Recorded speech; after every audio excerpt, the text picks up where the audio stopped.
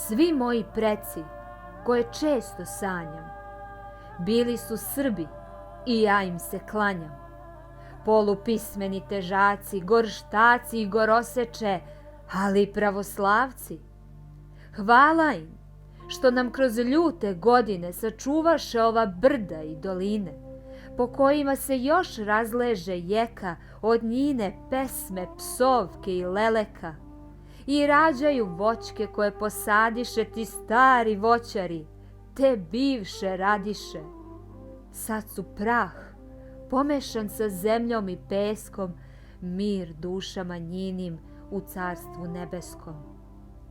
I ja, njin potomak i dužnik, od glave do pete, zemljoljubac i đak Svetog Save, želim da proživim, ostarim i umrem u zemlji Srbiji i da budem grumen ove zemlje o kojoj pevam bez predaha i u kojoj svetli prah mojih predaka.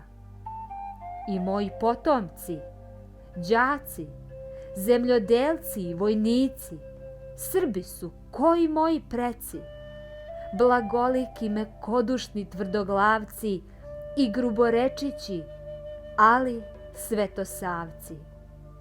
Ako ovu drugu zimu zla prezime, sačuvaće svoje ime i prezime. Hvala im što brane grobove od trave, a kućni prag i slavski kolač od troglave. Blagosiljam im sofre i kolevke, zahvalan što smem izaći pred pretke. Nekim se dimnjaci na kućama dime, sve dok ukućani slave krsno ime.